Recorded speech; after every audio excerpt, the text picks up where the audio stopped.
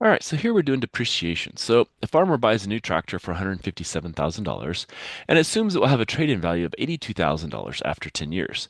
Now the farmer uses a constant rate of depreciation, which is called straight line depreciation, and that's going to determine the annual value of the tractor. So what we need to do is find a linear model for the depreciated value of the tractor T years after it was purchased. Then what is the depreciated value after of the tractor after 6 years?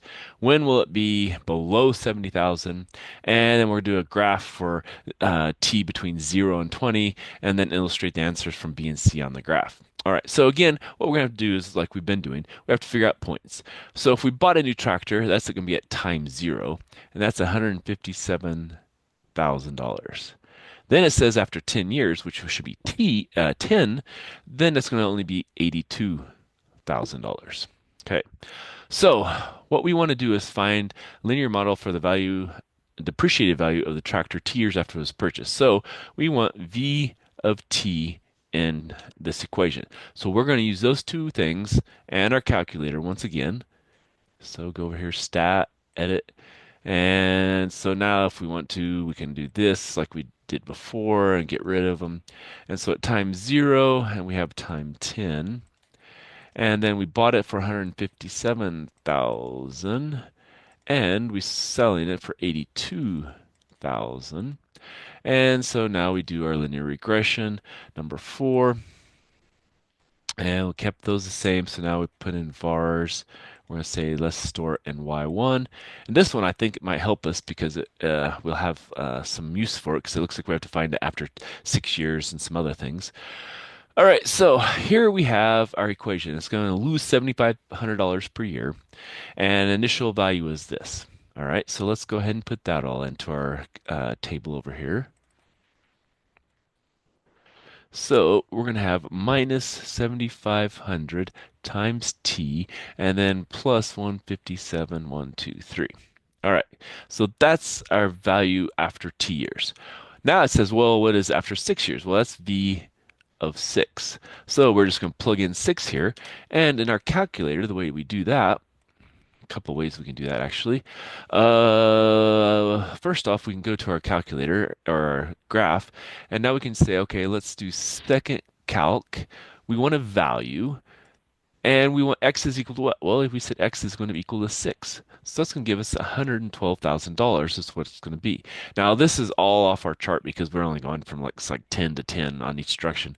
But luckily, 6 is within that 10, so we can use that. So that value is going to be $112,000 at year 6. So if we put that over here, that's going to be the value there.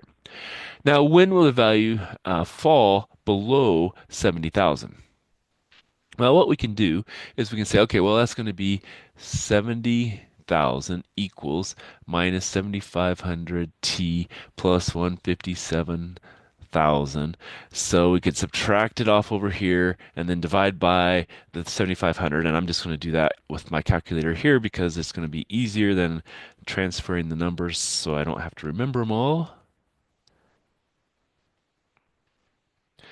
And it looks like T is going to be about 11.6 years. So that usually means we're going to look at what year is it doing it? What year is it happening? Well, it's happening in about the 12th year, during the 12th year.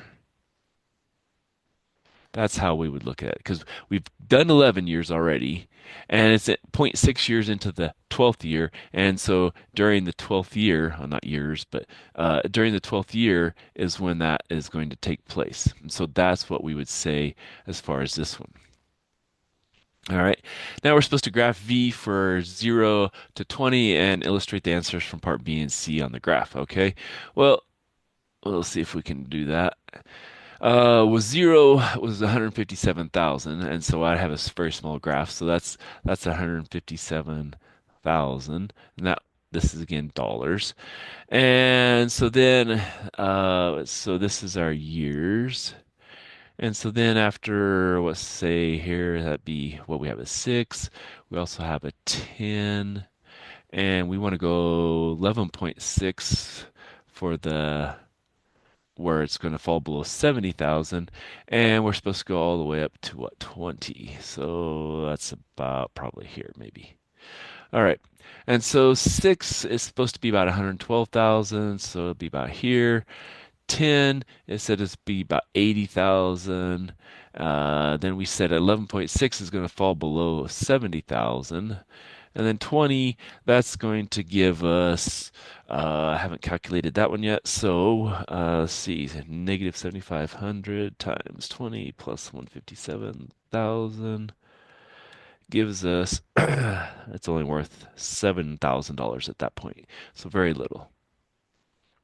And again, this is all by hand, so it's not going to look the best in the world, but that's what they want us to do here. So that's the 6 years, the 10 years, 11.6, and then the 20. All right, so that's how I would work on that one. So let's pause there and we'll come back for some more.